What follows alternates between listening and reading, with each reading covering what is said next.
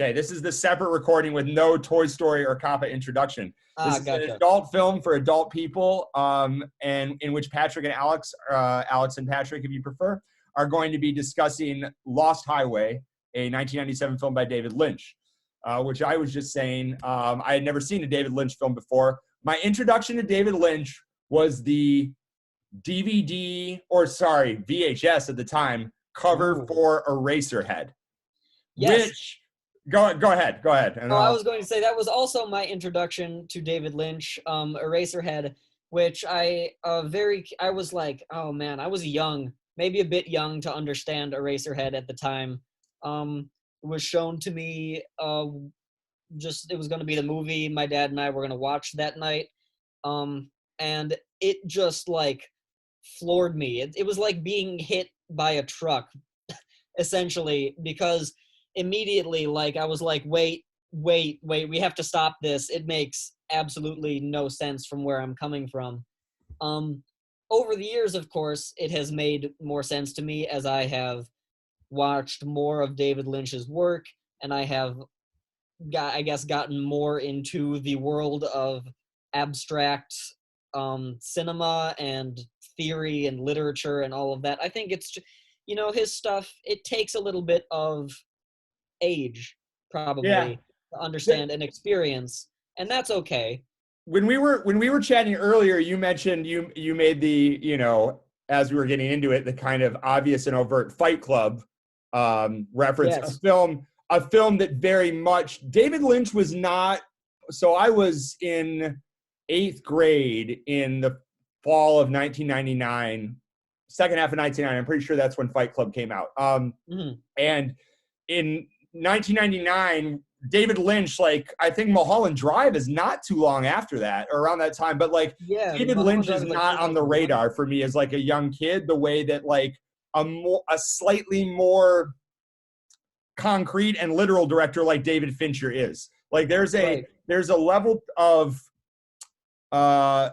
work that a movie like this requires that something like Seven or Fight Club or even I was making comparisons to Vertigo in my head, which we'll probably get into that. That seems kind of obvious, but you have to kind of want to work and go back and think about this. And I just watched this earlier today. I'm still kind of making sense of it. So yeah, I think if we're going to start with this comparison to Fight Club, that comes from the main theme of the film, which I think has been confirmed by David Lynch, is the idea of psychogenic fugue. So maybe it would be... Which we should pause real quick and say you also might know as a dissociative fugue, right? I think these are the same things. Yeah. Fugue state, dissociative fugue, psychogenic fugue. But maybe before we jump right into that, do you think it would be maybe due to explain the film? It's funny because it kind of belies explanation without analysis, but sure, I will. I'm going to make a pass at explaining it, and then you can help me. I'm going to refer to the characters as best I remember them. Like, I don't remember the Bill Pullman character's name. Fred. Okay, we begin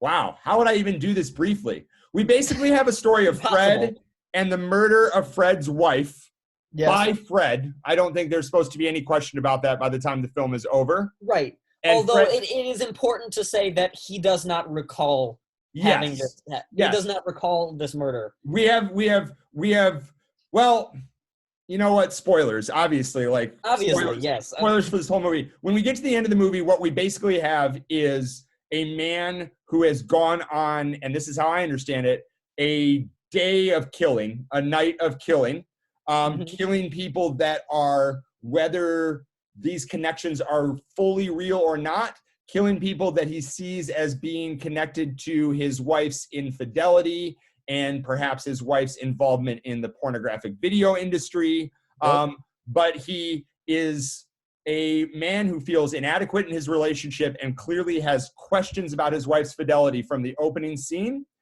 And he kills her.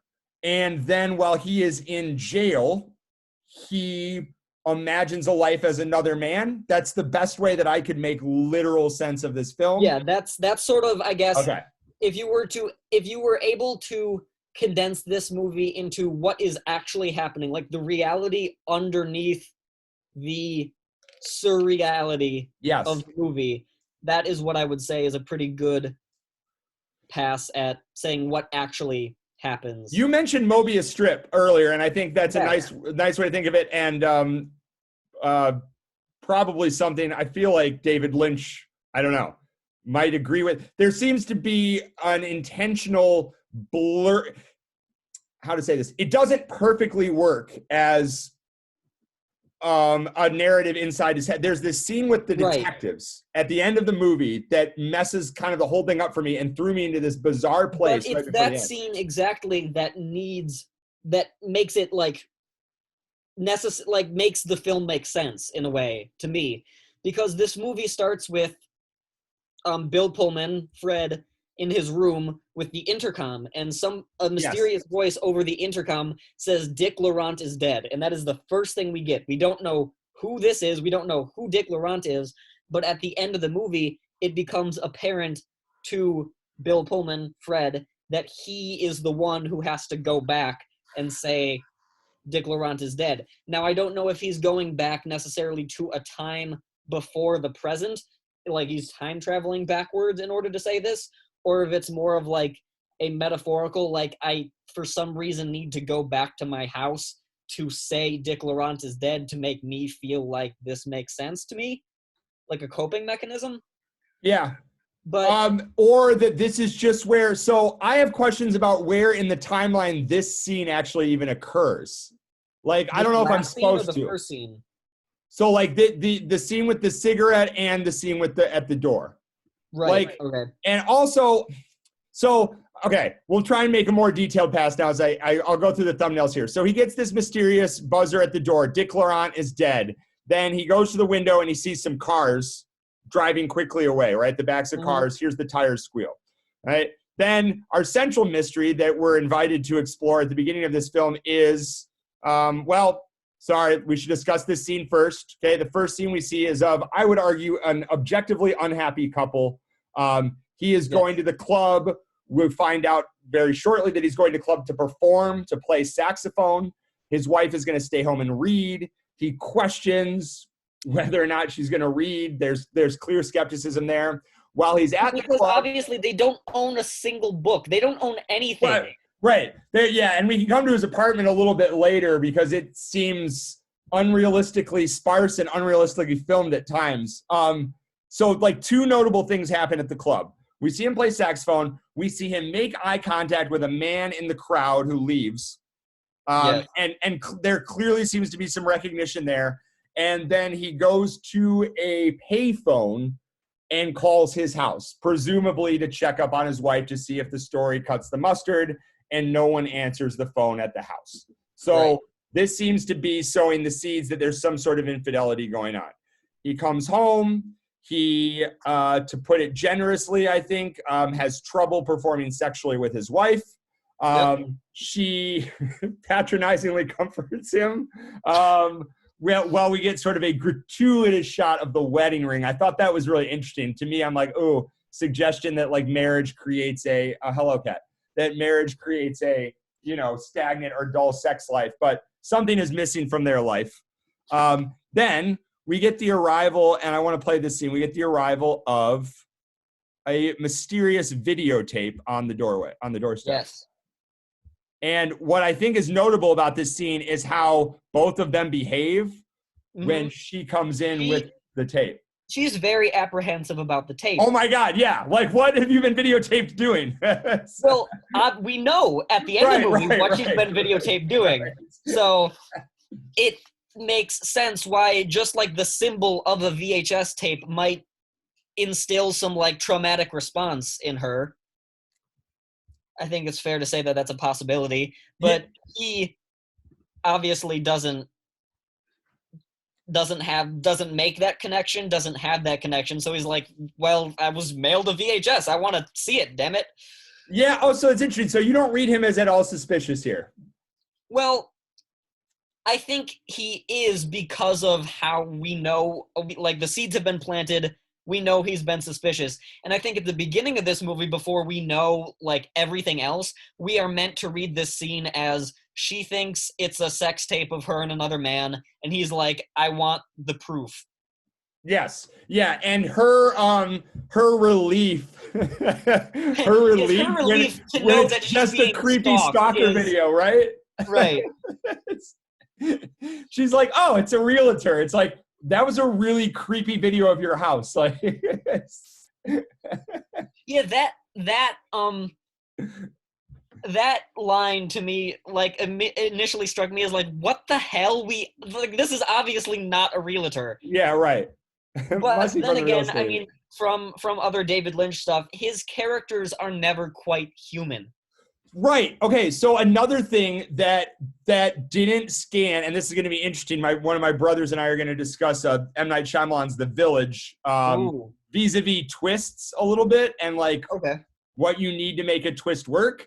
And for a twist to work well, you need it to explain the uncanny that was uncanny earlier, right? It needs to suddenly click. And when we get did I skip past them? The detectives. The way that these detectives talk is the way detectives would talk to someone they've already decided is guilty in questioning. So when we see him get, like, we'll get to the jump where he's getting punched back into his chair. But like on first pass watching this, I was getting that same sort of what you're describing as that Lynchian, like, alien character sort of feel. I'm like, this scene just feels off. Like, they're not saying anything rude. Like, they're not being overtly questioning. They say they're going to follow up. They say it's their job. But, like, you know, as someone who has been questioned by the police when the police were absolutely certain of exactly what they thought about me, like, I know exactly what that tone sounds like. And this is exactly what's going on here. So then when I get to the end of the film, I'm like, oh, that kind of explains things if this is his kind of subjective memory we're seeing. And of course, we brought up this line earlier. So, all right, you want to take us from here? What do you recall happening next? Okay, so from here, I don't have the scrubber, so this might be weird. But from here, oh God, what does happen next? So they walk around the house. The detectives are examining, but it's obvious, yes, that they know what's going on. Yeah, and we get this weird, I kind of just went past it. Yes, thank you. We get this weird shot first. Can I point out this shot that mirrors because we should maybe mention that the videotape of inside the house. So the second videotape they get is inside the house. Weird, because like, this person is definitely inside the house. But it's also like a hovering, like, boom camera, right? Like, it's not like a shaky on the floor. It's like up in the ceiling. And I love that we got this almost, mirror shot divine coming out. In a way. Yes. So take us to the party. So this party scene is so now we go to the party. Maybe the most memorable scene. Yes, the party thrown by his wife's shady friend Andy. Andy with the shady mustache, yeah. Andy with the shady which automatically sets him up to be like. Oh, he looks like So as soon as I saw this, I was like, oh, this guy's in porn, right? Well, it's film noir throwback too, right? Like, I kind of read it a little as like a mustache, but yeah, it's the porn director mustache. So she asks him to give him a drink, and a man who I can only assume to be a discount Kato Kalin here gives him 2 drinks, which he drinks both. Two doubles. Yes, 2 doubles, one for me, one for my wife, but I'm going to have them both and make direct eye contact with you while I drink them. And then from across the party, he sees Robert Blake, the kabuki makeup vampire-looking man. Death. Like, first shot of this guy, I'm like, oh, Death just walked into the what is the Edgar Allan Poe story? Yes, this is Death. The Mask of the Red Death, yeah. And so he's going to be our Lynchian supernatural character. Mm-hmm. And so I was reading into the development of this film, and this is where I think we should pause and give a little bit of a history lesson here, right? Is it about Robert Blake? This is a history lesson about Robert Blake. Yeah. So, like, keep it on this frame. Robert Blake, allegedly, and most likely, hired a hitman to kill his wife. He was acquitted, but it's one of those things where it's like, yeah, probably.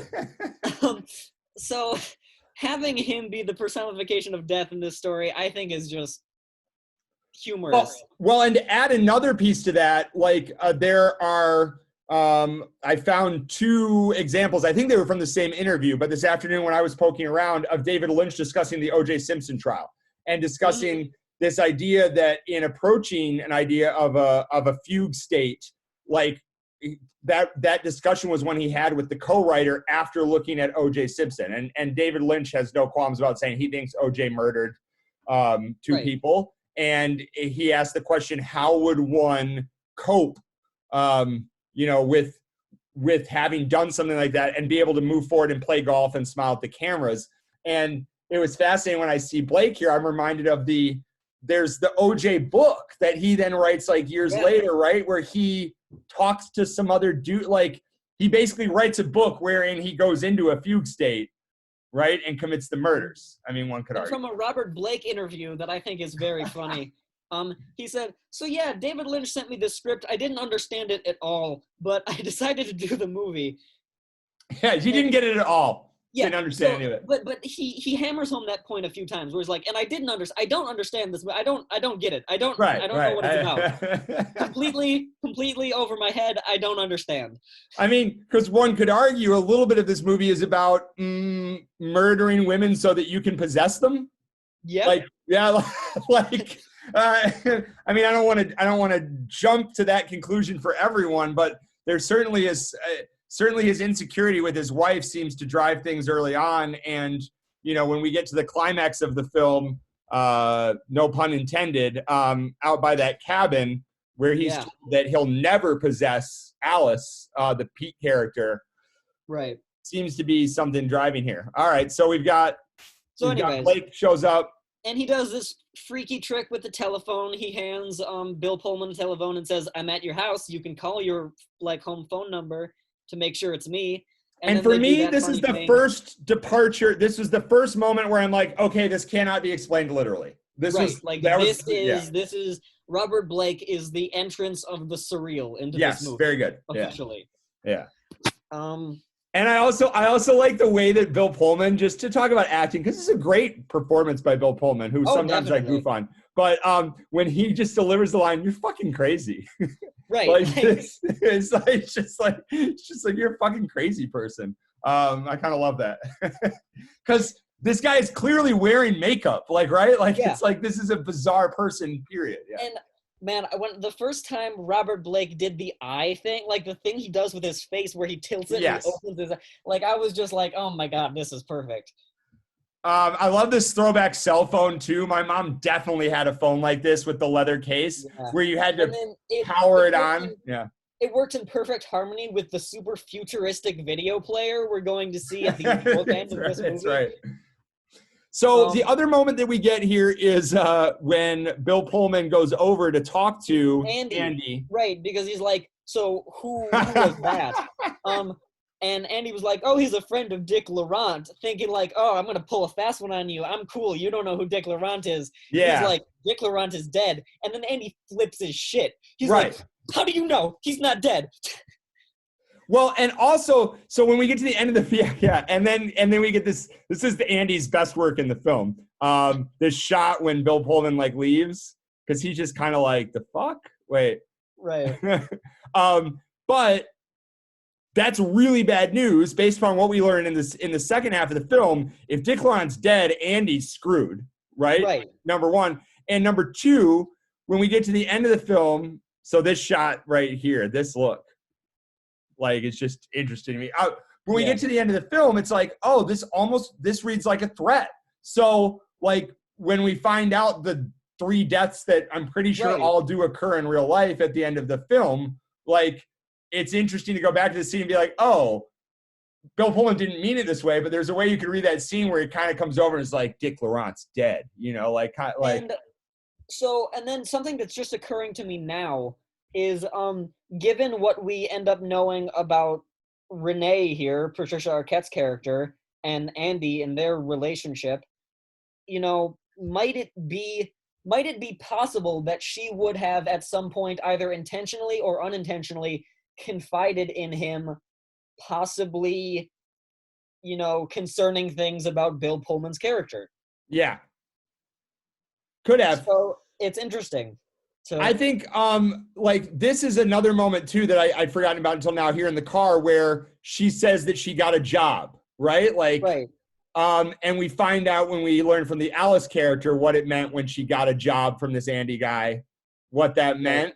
This is a huge reveal here, like later. I guess another thing that should be said is she is Alice. Like, not only the actresses are the same, but they are the same woman. Yes. Right. Yeah. I think Alice is a fiction. I don't think that Renee ever went by Alice. Alice is a fictitious projection. Right. Of, yeah. And so we'll get more into this when we talk about, like, we fully analyze the fugue state thing. Yeah. But to me, I guess I'll just hint at what my thesis is, what my idea is here, is that Pete, the character we will encounter in some short time, acts as Bill Pullman's projection of himself. This is the life he would most like to live. Sure. This is the life he lives vicariously through, and therefore Alice serves as who he most wants Renee, his wife, to be. Yeah, I'll go along with that. I think I think to me, he's halfway between the idealization and the inverse. So it's interesting, like, because it's so, like, white collar, blue collar, like, makes jazz, hates jazz, like brunette hair, blonde hair. But yes, I think especially in turning, although Alice, he loses control of Alice. We'll get to that, but he loses control of Alice being that perfect embodiment because she rejects him at the end. But I think having her be the victim of Dick Laurent, right? Of his wife. Say again? But did he ever have control of his wife? Right. No. But I think I'm coming around to your thesis here and then we'll get back to the narrative. But the Dick Laurent, there is a man named Dick Laurent who is sleeping with Renee. Right. Fred's wife.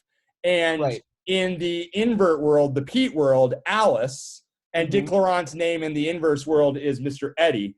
But Alice is the victim, or at least seen that way at the beginning, of Mr. Eddie. Yeah. So it's his way to, like, deal with any negativity. It's like, well, no, she was a victim. She didn't choose to abandon me, right? She's just being held captive by this guy. But even, I would guess the other thing is, even in the lens of control, it's so hard to do this while also talking about the narrative, because we could just, like, fully dive in at any moment. But in the lens of control, even in his fugue state, Pete loses control over Alice because Alice is sort of a free spirit. She claims her agency. But in this world of alienation and reality, Fred doesn't have control over Renee because she's a robot. She refuses to be controlled because she refuses to exist, almost. Yeah, that's interesting. Because it's very deliberate. We don't get to see Renee by Renee's self, other than when she's getting the mail, right? We don't get any Renee outside of the lens of Fred.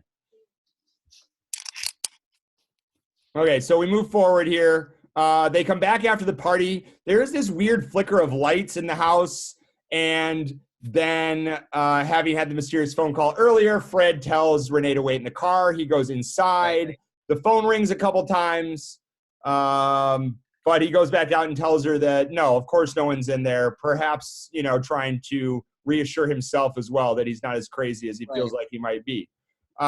We get a couple weird sequences inside the house side by side. One, Renee in the bathroom taking off her makeup, but not taking off her makeup because when she washes her face, she looks exactly the same.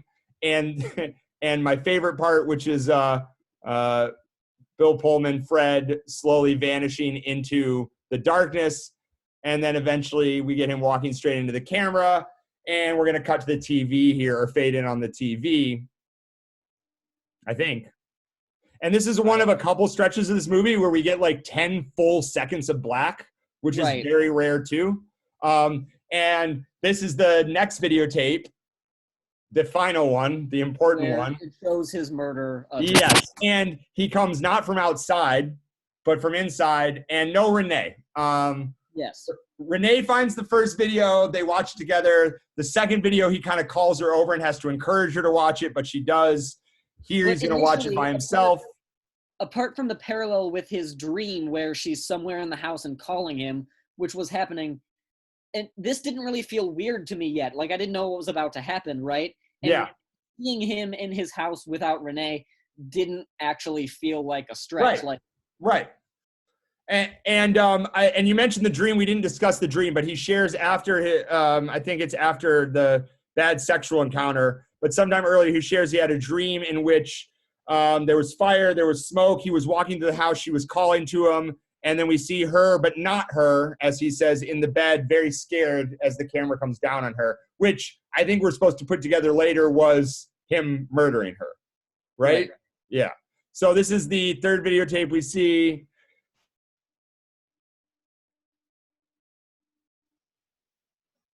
Oh, boy. Yeah, things don't go well for Bill Pullman in this movie. No. It's all right. Was Independence Day the year before or the same year? It was right around this time. Yeah, it was about the same time. So yeah, there he is. Yeah. There she is. Look at him go. And this is a particularly interesting way to murder someone. Yeah. Like, you could just go with a simple, like, gunshot or a stab wound or, something, poisoning even. But, like, to fully dismember somebody takes a little bit of effort. And it seems very, again, not having seen his films, so being informed largely by just the imagery associated with them and David Foster Wallace essay on David Lynch I read once, that somehow seems very David Lynchian, like this sort of almost Jack the Ripper style precision and dismemberment. Like, it's very stylized and ritualized. You would expect that in a movie where he's part of some secret satanic cult, right? At the end, and it's like, oh, yes. Yeah. An average guy. So we get this jump cut to a hard left turn here to him getting punched in the face as he's being interrogated by the police. And he shifts to saying, please tell me I didn't kill her. He's not saying I didn't kill her. He's saying, please tell me I didn't kill her. And we get this shot with some nice controlled voiceover in a film that doesn't use any, I don't think, in any other place, of the judge and the jury just passing, sentence on this guy. I spent about 5 minutes after this considering, like, how was the electric chair ever a step up from whatever it replaced in terms of humane execution? Like what were they doing to people in Texas or Louisiana or wherever, like, where they're like, this is more humane? Usually firing squad, I think. Like, it seems like just chopping my head off with an axe quickly and efficiently. Right, would be way better than. And when we see the images at the very end of the film, because I think that's a little what's going on there. So the guards are jerks, but they actually seem a little more realistic than the detectives to me. Yeah. I think the prison stuff is actually overall pretty unremarkable. I mean, he starts suffering from intense head pain. Migraines, yeah, it seems like. You get the one maybe significant line from the two guards where they say, like, oh, the wife murderer is... Oh, yeah, which one? Which one, yeah. And because our central switch here is going to be... The doctor gives him some sleeping pills, and I like this. Yeah. He's like a dog. They like massage it down his throat. Massaging his throat. And then we get this little freak out scene, another little dream here with a cabin being reassembled after an explosion. Shot of something exploding. That's very Lynch. He likes to do that a lot. And then the next morning. And then first we get the Lost Highway motif. I forgot about this, yeah. And I believe, is this the point where we see Pete the first time? So we got some flashing images of weird, and then here is Pete. And isn't the man on the side of the highway here? Yeah, and he's doing his freak out. This is our transformation. Right. And so we wake up in the morning and Bill Pullman is supposedly gone and has been replaced by Pete. Pretty close to the halfway mark, which is nice. I appreciate that. I actually feel like there's some use of blue light that kind of marks act breaks in this film a little bit for me. Yeah, there's a man on the side of the road, right? Doesn't he have a... The man on the side of the road is Pete. Oh, okay. And so this is referenced later when they're talking about that night. So theoretically, in Pete's life, the night before he wound up in the prison cell, replaced for Bill Pullman, Mr. Eddie, his girlfriend Sheila and Robert Blake came over, and then something that Gary Busey, his father... Oh, something terrible happened. Something horrible happened. And then he winds up in the prison cell, and we're led to believe that this something horrible happening is somehow tied with this shot we see him at the side of the highway. This is interesting. So this is where we get into, talks about the psychosis or the fugue again here. I saw those parents as a Pete. So everything in Pete's world to me is a manifestation. This is all in Fred's head, more or less. And his parents are that part of his subconscious that is preventing him from, or trying to prevent him from acknowledging the reality of the murder. So like in the Pete narrative in his head, Pete did something terrible with Sheila and some other man. Right. Even though Sheila's still alive. But Sheila seems to have knowledge of the horrible thing that happened because she's like, you've got to tell him, you've got to tell him. And the disappearance of Pete's parents during a particular phone call later in the narrative makes a lot of sense. It's when sort of the reality has beaten that part of his subconscious. Yeah. Although Sheila doesn't seem as disturbed about it as Pete does. And Pete doesn't even know what happened. And Sheila's always sort of tongue-in-cheek about it. She's like, you gonna tell him? Yeah. She was like, you got to tell him what happened. So I think it's interesting that the first thing you jump to is the fugue state, the manifestation, right? Yeah. And I think that is definitely one way to view this film, right? Yeah. And so, but the other thing that was like sort of the equal and opposite that was playing in my head with the Lost Highway motif is the idea of the Mobius strip, because obviously we have a cyclical plot, but a Mobius strip is something that also has two sides that never meet. Right. And so I think that having Pete's world sort of function with a before and after Fred's world is interesting to me. It almost suggests the Mobius strip. Yeah, and so then if we carry the Mobius strip motif, on one side of the film, you get this, what George Lucas would call rhyming. You get these symbols and these motifs that pop up on either side of the film negative, right? And the literal Mobius strip would be the highway. And so we see Pete enter the highway as just like a man on the side of the road crossing over. Oh, nice. Very nice. Okay, yeah, I like that. With the highway motif, that's very nice. I think there's, it's almost as if what's most interesting about this film is it deliberately abstracts where I think an average thriller nowadays would go the exact opposite direction.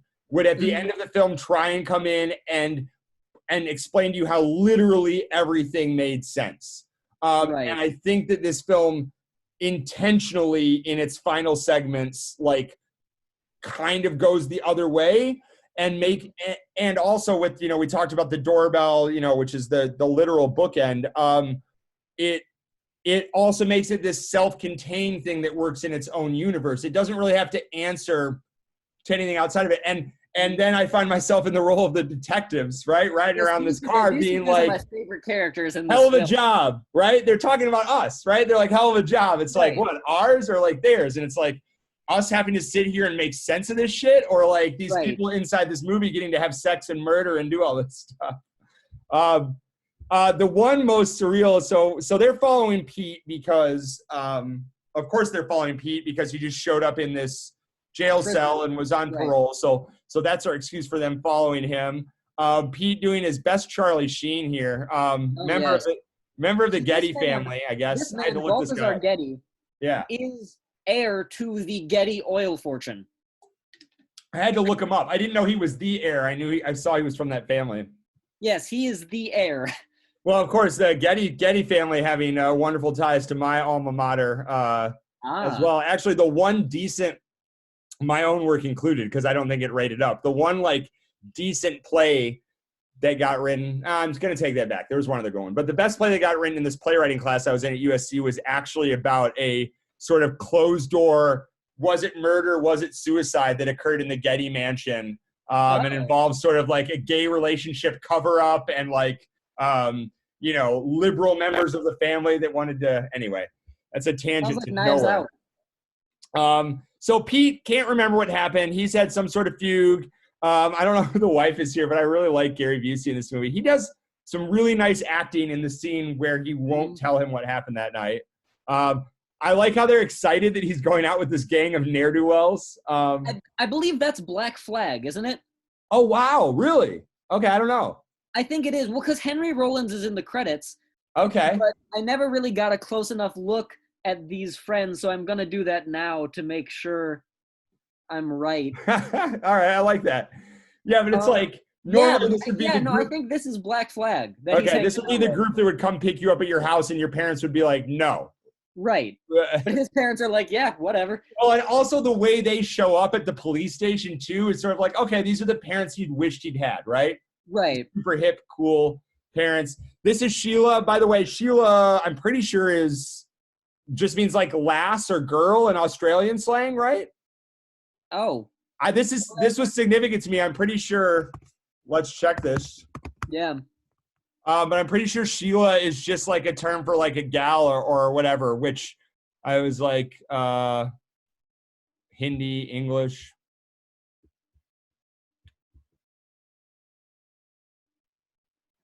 Well, Sheila. I don't know. This is going to be a tangent that goes nowhere. Sheila in Australia. Because this was significant to me because I'm Sheila's an absolutely Australian slang term for a lady or girl. Okay, yeah. Okay. So because to me, I'm she's just the girl, right? Right.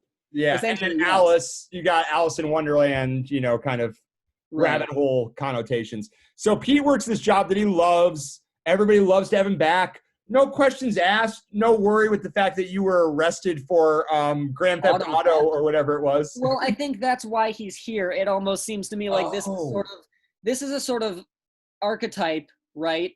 For men specifically of your virtuoso car kid.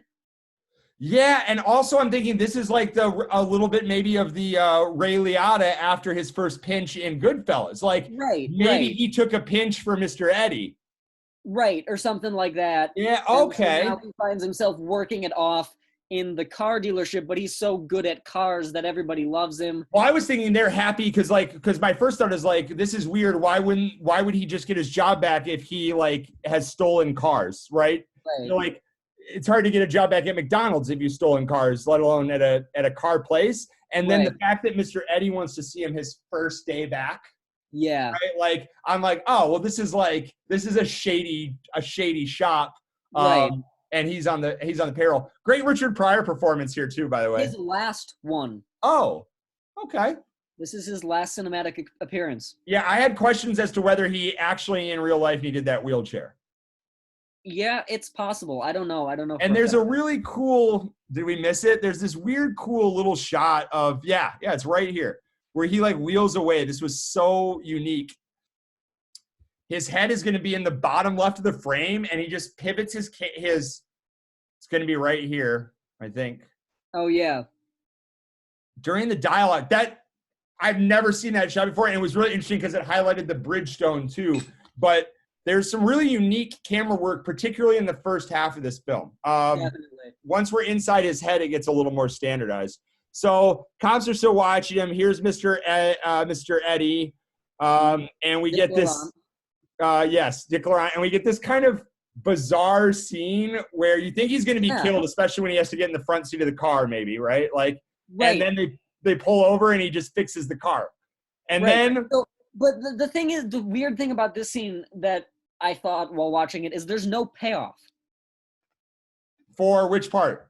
The scene. So Mr. Eddie comes to the dealership. He was like, hey, I've got to talk to you, kid, right? And what do we talk about? We don't talk about anything. There's no, like, I'm glad you're back. And well, so I'm thinking about, like, what this setup. So to me, this scene also stands out because, like, this is the one part that is kind of just funny in, like, a comedy movie, like, because, like, you have the very tough gangster who can't stand tailgating or speeding. Right. And he's like, get a manual. Like, you know, it isn't like I hate tailgating because it's an insult to my manlyhood, which is what you would expect. It's like, this is a dangerous practice. But you would think some payoff of that in the end, right? You would think that maybe there'd be tailgating in, like, some final scene or something, or there's no payoff of the tailgating joke either, I guess. This whole thing does nothing other than to introduce us to Mr. Eddie and what he's like. But I feel like there should have, like, if I were to critique this scene, I feel like there needs to be something that happens here. This reverse shot does not work at all, by the way. This, of the how composed he looks when the close-up is on the guy getting beaten up versus how much he's getting shaken just does not match for me. This was actually really jarring when I was watching this live. It just, the angle doesn't seem right. The eye lines don't seem right. Because we also continuously break the 180-degree rule here. Yeah. We have a camera setup that does not respect it at all. I like one of my favorite, I laughed out loud actually watching by myself in my house when the two guys put their seatbelts on. Yeah. It's like, here we go. It's like, we know what's going on. And they're like the muscle. So, like, if the muscle's putting their seatbelt on. So we know Mr. Eddie's a tough guy. He's showing off to Pete a little bit. He's going to bring another car around for Pete the next day. Mm-hmm. Pete goes home, weirded out a little bit, picks up Sheila, has some sex with Sheila, some slow-mo sex in the back of the car. Right. Cops watch. Fantasy seems to be going well. First act of his fantasy, we're setting up, Mr. Eddie is maybe a dangerous guy. Oh, that's going to get flagged. Well, then we get this jazz scene where the jazz music scene. So yes. I find this so funny. So, but I think it also works with the character. Like, the first thing I thought of was the character foil. I was like, oh, okay, so, like, Bill Pullman's a jazz musician and Balthazar Getty hates jazz. Like, yeah. But I think now I'm thinking it goes a little bit deeper than that, because this is, as we've said, his fugue state. Like, this is his escape. This is his idealized version of self. And so, especially given, like, the head pain, and we sort of get the idea that he's having head pain while hearing jazz, it makes sense that he doesn't want anything that would pull him back into reality. Like, I agree. I think this scene is where it starts bleeding through. So we're going to get the jazz music, and then we're going to get the arrival of Alice, who is just Renee transformed. Almost as if the jazz music is heralding her arrival. Ah, yes. And then we get this, man, it so seemed like a parody of, like, Casino and Goodfellas. The Lou Reed, like, I'm going to play a full minute and a half of this song sort of as Alice shows up. And also, I mean, referencing Vertigo unquestionably, referencing Double Indemnity unquestionably, right? All these sort of touchstones for this type of story. Two really good movies, by the way. Vertigo, I might think Vertigo is, like, the best movie. I could stump for Vertigo against most things, I think. Yeah. Mr. Eddie, what is this scene? This is where she shows up. So we're going to get Alice is going to show up here. She's in a ridiculous, like, outfit. Yeah, it's like she's trying out for Moonraker or something in this, like, silver dress. Sorry, not shaming women. Also, we didn't mention earlier that Renee is wearing platforms around the house. Oh, in the entire beginning of the film. And we'll see her wearing those platforms in a pornographic film later on. Right. So we get the introduction of Alice here. Blonde hair, wearing the white, a complete opposite of Renee. Dark hair, wearing the black. Yeah. Yeah, and he plays it out. This reminded me a little of True Romance, another '90s movie that I think is pretty good that deals with some of these themes. Just because this is a bad idea, he knows this is a bad idea. But also, some of the lines here are sort of a reminder to me in a movie that seems to be sort of, I guess, vaguely anti-patriarchy. Maybe that's a safe assumption. Maybe it's not. But the language here that to me seemed so rooted in the world that it's set in, which is the say, how about you take me to dinner? I don't think that's a good idea. Well, then how about I take you to dinner, as if that's innocuous or it's any different. Right. Because women don't have the power here. Yeah, and also she turns out to be a more assertive woman than Renee was. I mean, so that's her being like, well, I want you. Like, I am demanding that I want you. I'm not going to play a game where you have to want me. It's like, well, no, I'm stating my intention to cheat on Mr. Eddie or whatever we're going to do right here. But then I was surprised. Oh, and then, so how about we skip dinner? Right. Yeah. So many extreme close-ups of eyes in this movie, by the way. Yes. And shadows on eyes, but they know this isn't good. They know this isn't going to last. Right. Get this motel, which is going to be significant later on. This is a callback to a shot we didn't look at earlier, but when Renee is calling the police, we get extreme close-ups of her lips and eyes as well. And now we get Alice's. Yeah. With these brilliant shadows. Oh, and then a literal Black Widow. Like, this is the most on the nose moment of the movie for me. Is this, and then he stares up at the light, which I think is supposed to remind us of the prison light that blinked out earlier. It's blue. Yeah. And but also, I think here the thing is, so this is sort of when Pete starts to break. The illusion of Pete starts to destroy itself. That's good. As if this, like, the fugue state is not sustainable. It's not holding, yeah. Right, and so the first thing we see to show us that is not only the visual change of, like, we're seeing him being sick, but also the first things we see are insects, which are sort of symbols of dirtiness, right? So we get the spider on the wall and the dead moths in the light, just like flickering, waiting to be burned. Like that's the moth thing is like gross, like in a weird way. Yeah, and so I think we see that even in the ideal state of self, we're gonna get exposed to some unideal, some dirty stuff, and therefore we're gonna, like, the fugue state is gonna destroy itself. We're not gonna be allowed to stay in this world forever. Yeah. Is this the same hotel, by the way? I couldn't tell. It is? Okay, that we're going to find later. This is great acting from Gary Busey. So we've got one hotel, and then another hotel, and then back to the first hotel, and then Bill Pullman goes back to that hotel from a different angle. Right. But so what I'm asking is the hotel that he is having his affair with Alice in the same hotel that Renee and Dick Laurent were having their affair in? Yes, no? This is the Lost Highway Motel. Okay, all right. But it's also the hallway. I mean, we're gonna see this later, but the upstairs hallway in Andy's house is also the motel. Yes. This is Gary Busey is legit good in this scene. And he's a guy that I don't take seriously too often. Well, I don't know if you were, and maybe this is perhaps confidential information, so we won't go too far into this. But did you witness the Philumni Day Roper speaker? I think so. His experience with Gary Busey, did he tell you this story? Oh, no, I missed this. Yeah. Okay, well, then this is something I will have to tell you. Okay, all right, great. Because it's very funny. So Charlie Sheen. Oh, yes. I mean, a good-looking guy in his own right, but I'd love to see a side-by-side there. I feel for Sheila. I really do. Sheila's the most sympathetic character to me in this movie. Here, Mr. Eddie clearly knows what's going on, and this is how it's supposed to play. He's threatening him. For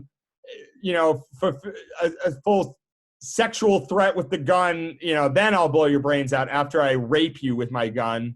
Alice wants to keep things going. We get this moment here where he gets a little disgusted with her when he finds out. I don't know, about her full connection with Mr. Eddie because she pitches to him this heist. We need to get out of town. Don't you want to come with me? We can do this by robbing this guy, Andy. He always keeps a lot of cash around because he likes to party with girls. Mm-hmm. We learn because, and this is sort of interesting now in thinking through your lens of like, the breakdown of this fugue state. Pete demands to know the sordid history. Yeah. He has to know the backstory. So it's almost as if, he's his own worst enemy here and that he's ruining things by digging.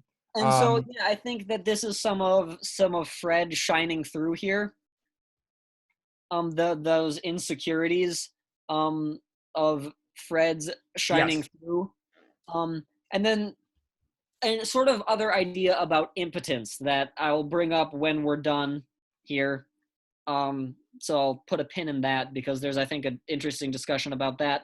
But also from a little bit before when Mr. Eddie was threatening Pete, a difference between the lexicon, I guess, or the attitude of Mr. Eddie, Dick Laurent, and Fred, because they both have scenes where they sort of threaten the person indirectly or directly having an affair with Patricia Arquette. That being the scene at Andy's party when Fred says Dick Laurent is dead, and that scene that we just saw at the Bridgestone tire shop. So I don't know if there's a full thing to go into there, but there's definitely something to be examined in the different way that they act for occupying the same role in the story. Yeah, that's interesting. There, like, it would be very interesting to go with like a fine-tooth comb and go through the dialogue from the different portions of the film, because there is something more colorful, but also more dumbed down, simple, and naive about the Pete storyline. Right. That makes sense if this were a constructed sort of fantasy. Sheila looks a lot like Renee too. Like, right? She's like, the hair is still kind of there. The hair is Maria de Medeiros. Who's that? Well, so I thought of that last night because I was thinking about how much Bill Pullman sort of looks like John Travolta at some points. You're talking Pulp Fiction. Yes, and Maria de Medeiros plays Bruce Willis's French girlfriend, whose name I forget.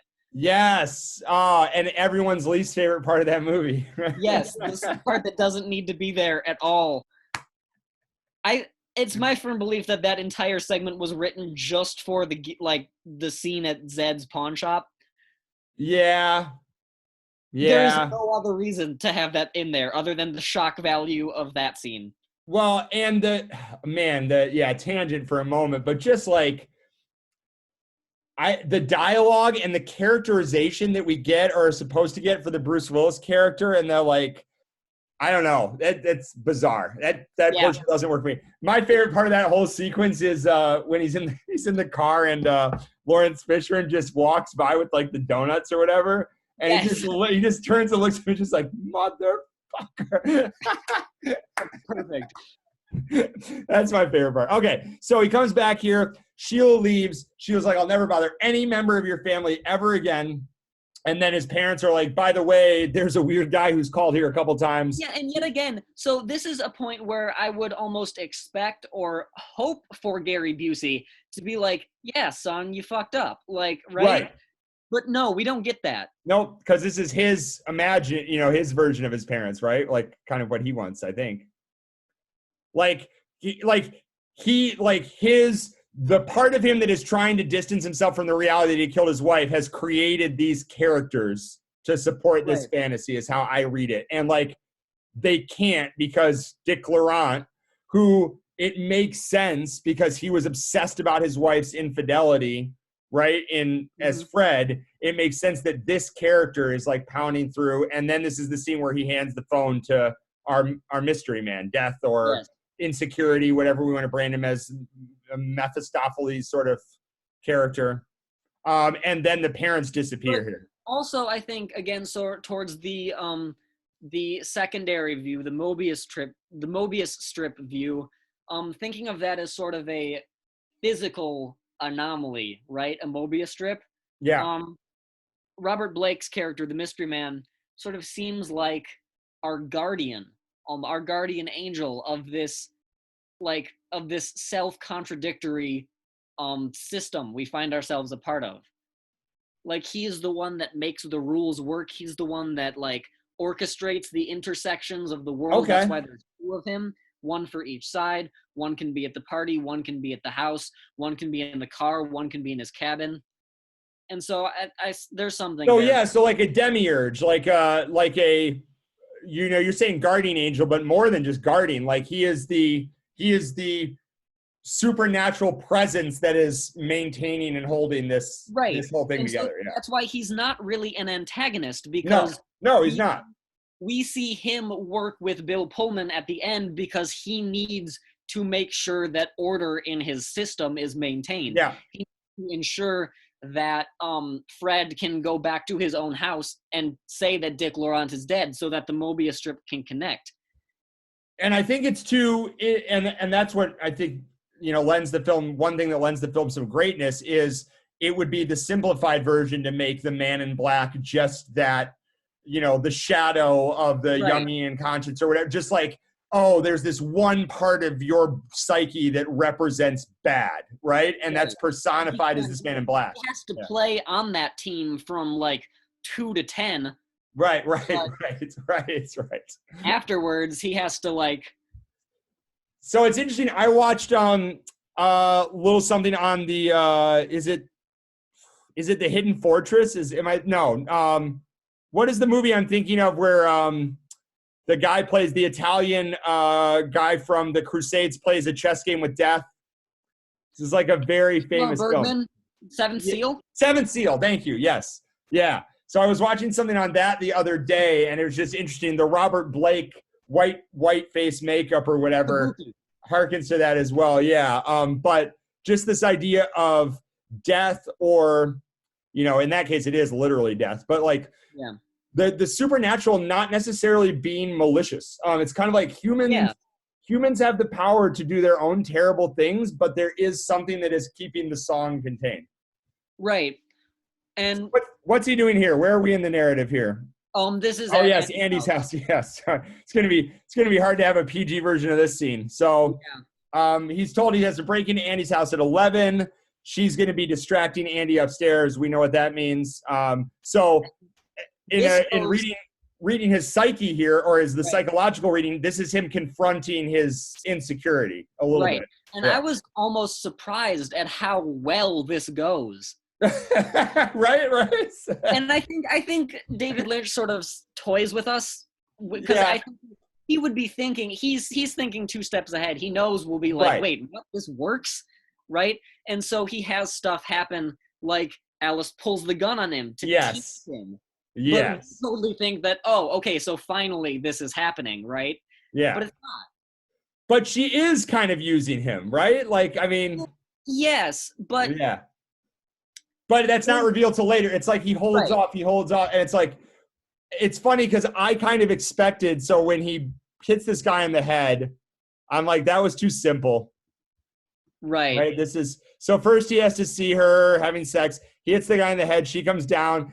And then we get, it's on the level of the cell phone for me almost. This next moment that kind of like the way that his head perfectly splices on this glass table seems to beggar belief.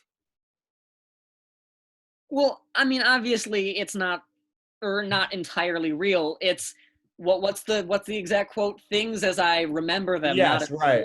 Happen. This shot is amazing. So good. Just with like the purse and like the the jacket or hat or whatever she was wearing over there, and also in just his sort of prostrated form, limp, stuck through the table. It's exactly how Fred, Bill Pullman, wants to see Andy. He wants to see him pathetic, emasculated with a glass table through half of his skull.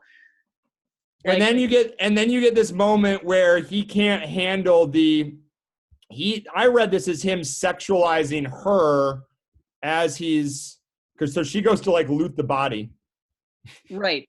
Well, and so this right here, this sort of breakdown Yeah, the Shining sequence. Can we call it that? Yeah, the Shining sequence. Yes, the Shining sequence is because, like, in the fugue state, we learn that the catharsis isn't what was needed.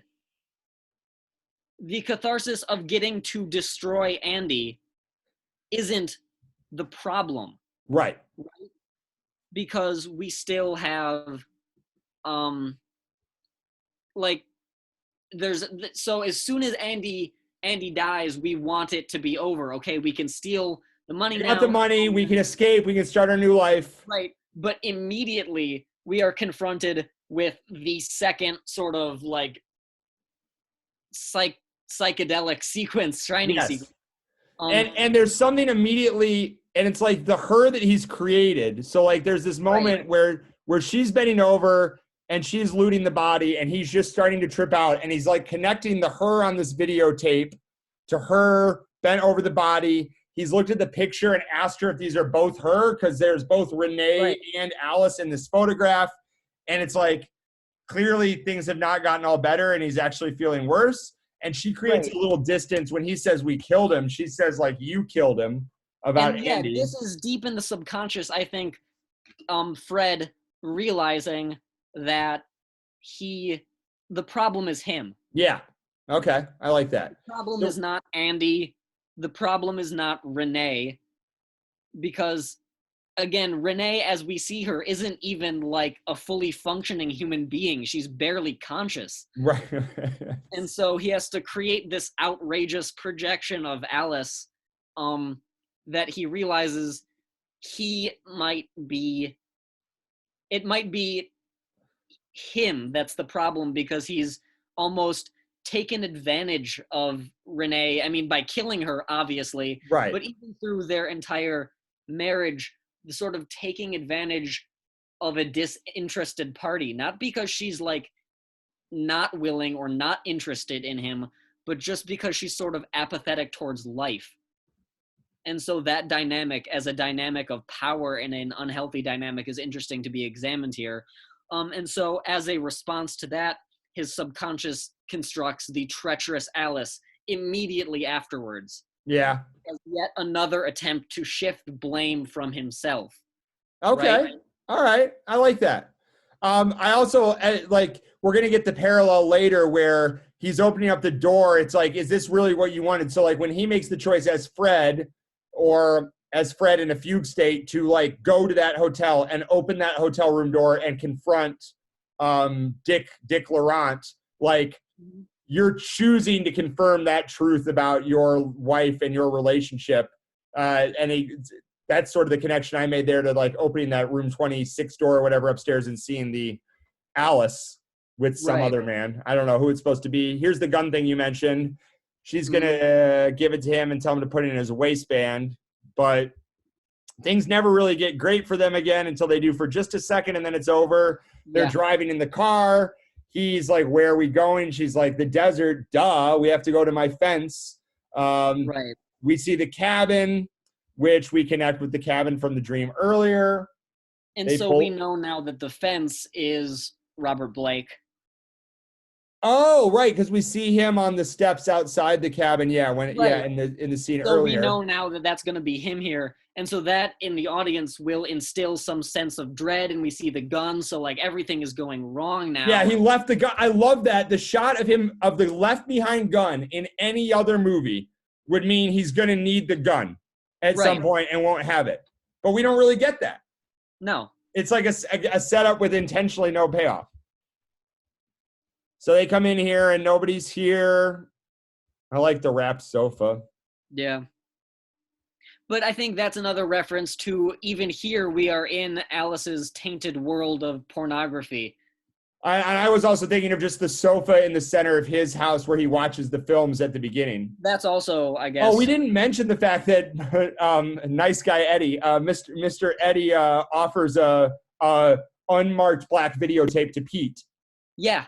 Asked him if he likes pornos. Another thing that makes, I think the exact language he uses there that's just so funny about Give you a boner? Eddie version of Dick Laurent is it'll give you a boner. It'll give you a boner. Yeah, it's like, well, yes, sir, I know the function of it. It's like, right, like, I know what it's for. I think we're supposed to maybe assume in our head that might be the tape that has Renee on it, right? Yeah. At least in Fred's imagined world, right? There's some tape that exists with her on it. They have sex here in a scene that my initial take was, oh, well, he has just turned her into, this is shot like not terribly unlike the pornographic films I was watching earlier. It's like, you've kind of clearly turned her into an object here. Another car shows up, right? Or was no? Yeah, okay. So another car shows up. Okay, so this Go ahead. This is now, so her, what did she say? You'll never have me? You'll never have me, yeah. Yes, because as they're having sex, he's repeating like, I want I you. want you, yeah. Previously, she's always made him like confirm to her that he wants her every time they do this, right? And so he says it again, as is the ritual, and then boom, you'll never have me. And I think here is something that I make the connection with a lot of other Lynch works. And this is, I think, where a theme that I saw in it of impotence comes up. Because so immediately the connection for me was to Twin Peaks. And I know you didn't see that, so that's all right. Talking to myself for a while. Go ahead. But the main character, who is dead from the first episode of Twin Peaks, is a girl named Laura Palmer. She's a high school senior. She was homecoming queen, and she does the Meals on Wheels program, and she's just everybody's perfect little angel, right? But she's in the world of sex slavery, and she's a huge cocaine addict, and nightly almost she gets raped by these supernatural beings, and so but what a film. Yeah. So she's had a few relationships with guys, one of which, the particular one that I compare to what's his name, Pete, is a guy named James, who is a biker. He's sort of innocent. He doesn't know the whole nefarious world that Laura is part of, right? Yeah. And so she sort of almost implicitly, and this is due to a gender dynamic, this is due to a sexual dynamic, but it's also sort of this implicit power in having engaged in nefarious activity. It almost feels like she's always leading him along, or like down the garden path, and there's nothing he can do about it, as if her actions, her experience, even though it's bad experience, gives her this sexual power over him. And I think that happens again in this movie. You see it with Alice and Pete. And there's some sort of interesting theme of male impotence here that David Lynch seems rife on exploring. Okay. All right. I'll have to watch Twin Peaks at some point. It's interesting. The one other, as you were discussing, I was remembering another Balthazar Getty role having to do sort of with impotence or male-female sexual issues. Have you seen Natural Born Killers? I have not. Oh, he plays this like gas station attendant that Juliette Lewis is like going off and trying to find like the next Rush or whatever, and this guy's super obsessed with her, so she lets him do certain things to her sexually, and then he's like way too overeager, so she just murders him. So it's like that's the one other place where I remembered Balthazar Getty from. Right. But yeah, I guess so. There's this thing where. So you're saying, let me try and clarify this. So you're saying that like not just like an impotence, like on a superficial, like a man wants to be virile or masculine and can't be, but that there is some way in which he cannot get on top of this essential, in like the classical sense of the word, sort of female control over that aspect of him. Is that? Yeah. So we have that first level you were talking about, like the literal impotence level that Fred suffers with his wife. Right. But here we have sort of the traditional expectation that there should be a male-female power dynamic in a heterosexual relationship that favors the man. This is sort of the implicit societal expectation. And because whether it be due to inexperience or sort of the more insidious power we see here, it's not able to manifest for these men, which almost infantilizes Pete's character. He's younger than Fred. He's, more naive than Fred. He goes along with Mr. Eddie, but he never really knows or seems to understand what exactly it is that Mr. Eddie does for a living. He's a little simple about all that stuff. Right. And so add to this that you're laying out here, this idea of because this is labeled a neo-noir, and it's certainly intentional in many of its references or inclusions of tropes from that genre. So add to this idea of impotence that you're saying, this old paradigm of like sort of the Eve character and the woman as temptation, and right. And this, there's an interesting duality of man both being able to, classically men in sort of film noirs, being able to throw up their hands and say, well, look at the terrible things women get us into, right? All the way back to like the right. Pandora myth. But you seem to be bringing up, at least for me, another side of it, which is just like, well, yeah, but if you're going to like reinforce that sort of structure or that sort of narrative, you're eventually going to strip yourself of all of your power and efficacy, right? Because you're not owning anything. And so, I mean, it's even shown literally, like in this scene, she is on top of him. Right. Which is, I think, more of the like obvious thing here. But then and then we see this, as soon as she says, "You'll never have me," that's it. The fugue state is over. Mm-hmm, the noir fantasy world we have lived in is gone. And we are back to Fred, naked, alone, in the desert. Like, so do we think he really went out to the desert at some point before or during his murder spree or at the end of his murder spree?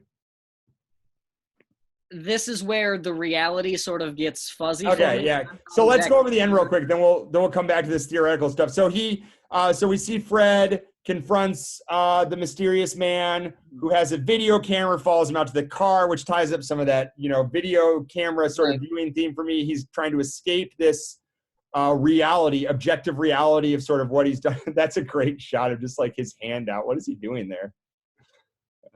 Wait for it. And then he peels out, and now we see some pieces that have been missing from the narrative all along. So now it feels like we're back again, like you're saying, to the beginning of that. Actually, before we start, somewhere in that early part of the Mobius strip, where he is going to go to this hotel, the Lost Highway Hotel. Analepsis. Right here, we have the prolepsis, which is the first time we see, and now this is analepsis. Go over prolepsis and analepsis for us. So that's like the idea of time in, I guess I'm thinking of it in this case.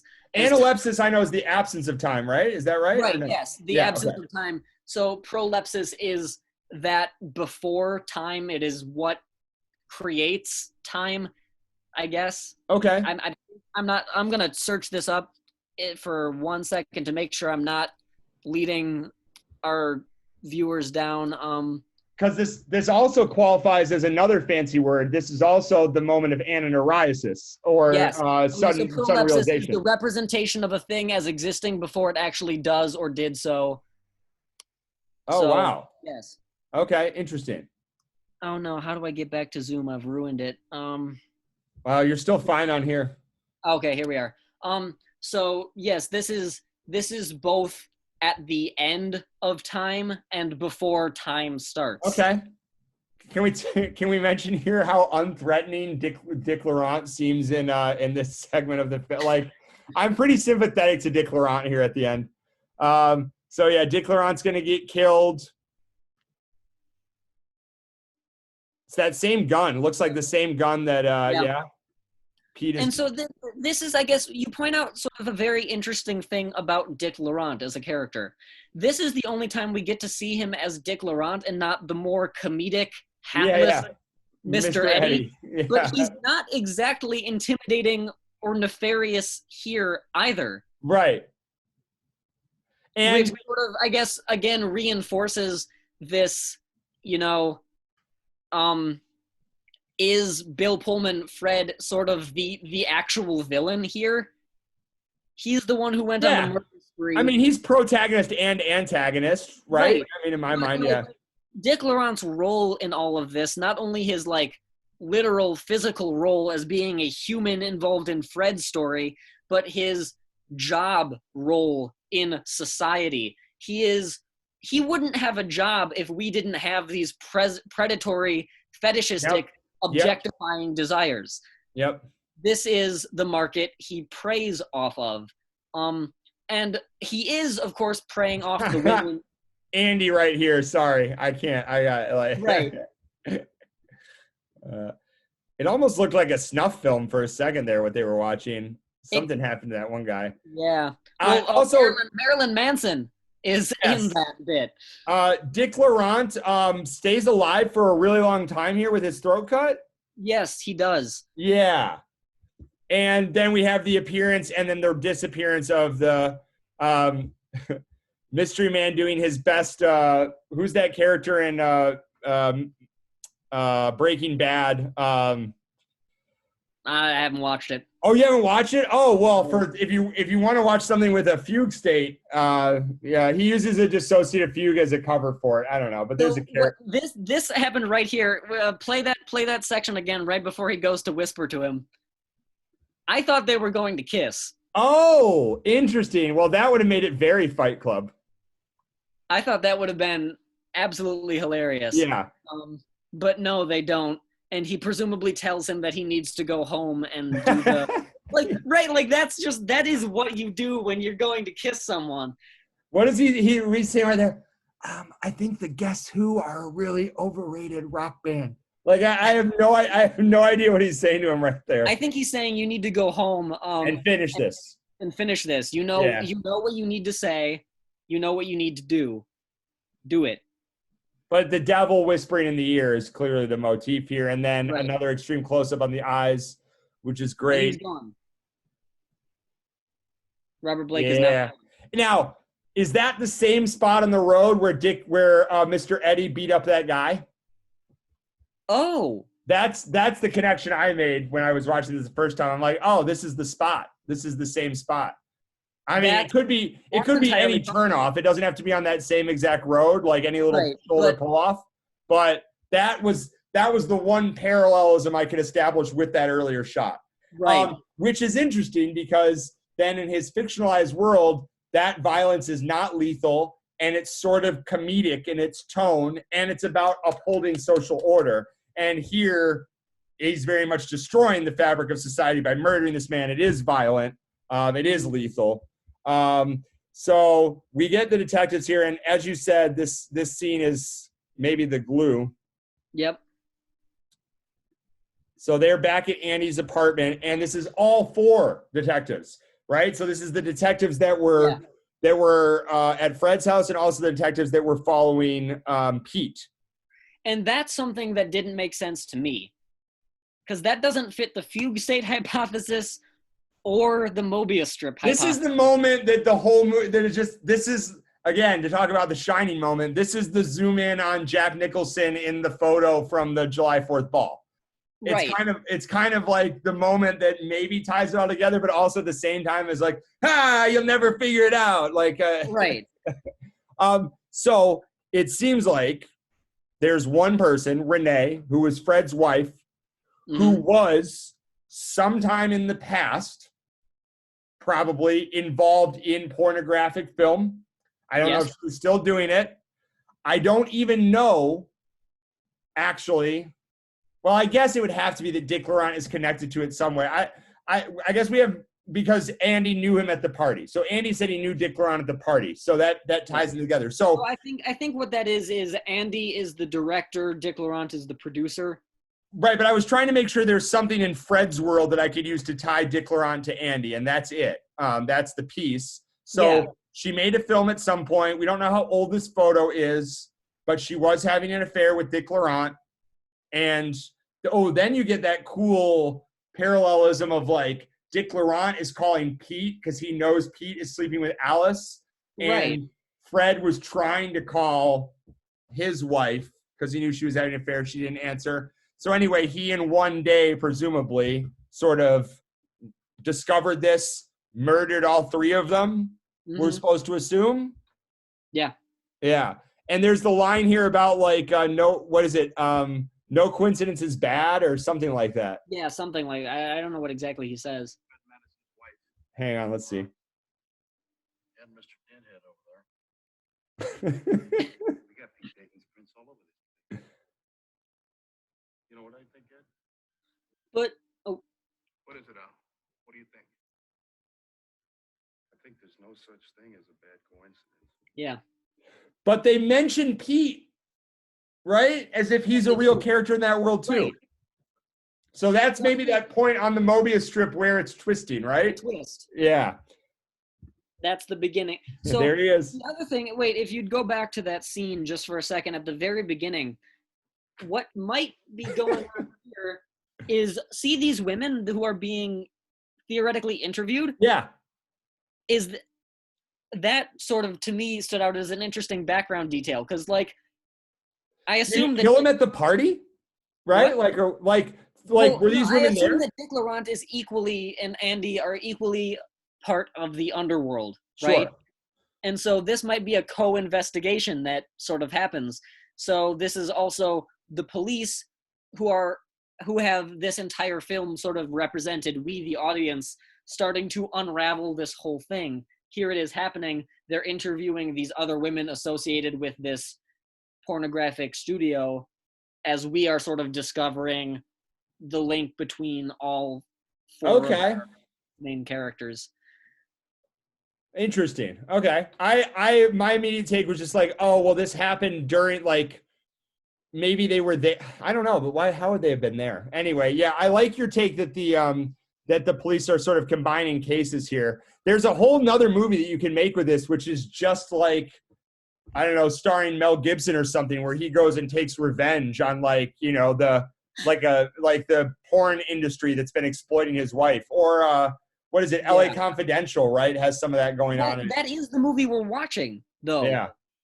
We are watching the movie where a character, but from this particular skewed point of view, right? Yeah. I like these detectives. All right, well, we've gone. No one's gonna listen to this. It's been a nice long conversation, though. Do you have any other final takes, final thoughts? You mentioned the soundtrack earlier to me. The soundtrack's fantastic. The soundtrack is fantastic. Well, okay, so I guess the last thing I did want to bring up is to finally address this Fight Club comparison, because this is a movie where we also have a fugue state between two characters, right? One of which representing the sort of alienation of modern living, in a sense, right? Yep. And the other representing this hyper stylized escape to a fantastical world. Yep. Like Pete is like Brad Pitt's Tyler Durden, and Fred is our Ed Norton. Yep. I like that you got the currents of, like, there's certainly the sexual inadequacy thing going on there too with the Marla character in Fight Club. And also you've got some themes of, like, the inability to sleep. I'm picturing that scene now in Fight Club where it goes through his apartment and it, like, shows all the IKEA furniture and what it costs and the right. And, like, once Tyler Durden enters the movie, we get sort of the hyper stylized thing, and once Pete enters the movie, it becomes like a neo-noir. It becomes like a noir movie, but before it hadn't really been much of anything. The movie is more normal when it's the fake part, if that makes sense. Like the beginning part of the movie, which is ostensibly the reality narrative, is the more wonky, surrealistic film. Right. Yeah. That's a nice compare and contrast too. So I think you can compare the two movies, but also there are so many places where they don't mesh. Yeah, but there's a feminist lens that works. There's a masculinity like lens, and there's a homoerotic lens that absolutely is a big part of Fight Club that I don't know if you could apply here as well. Certainly not as much. No, probably not. Although maybe Fred and Pete would be into each other if they met. I don't really know. There was a lot of leather going on in Pete's friend group. Sort of like an autosexual. Oh, well, best Gary Busey performance I can remember seeing. Yeah. All right. Well, what should we do next? What should be our next one? What should you want to do another movie or? Yeah. Okay. So next one, let's think. Do you have any suggestions? This was sort of my. Well, so I did, I talked a little Harry Potter with my brother. We've done this David Lynch, which is kind of neo-noir. I'm doing the M. Night Shyamalan on Monday with Adam. Something sci-fi, something like fantasy. I've got one for you. Okay. It's the one I had told you about before at the Day of the Talent show. Oh, about the one filmed where everyone got cancer? Yeah. Okay, what's it called again? Stalker? Mm-hmm. And who's the director again? Andrei Tarkovsky. All right, good. Well, for anyone who made it to the end of this, that's what you can look forward to. Yeah. All right. Well, very good. Well, good chatting with you. Yeah, good chatting. Good to see, a human face again. Yeah, we might have to message you tomorrow. There's a possibility that Vadim might come by. I cannot, with the extension of the whatever, I cannot endorse that of you as a student, but Gotcha. Yeah, I don't know how I don't think I would be able to, anyways. Okay. Wait, hang on. I'm gonna stop the. Yeah. How do I do this? Stop share. I'll stop the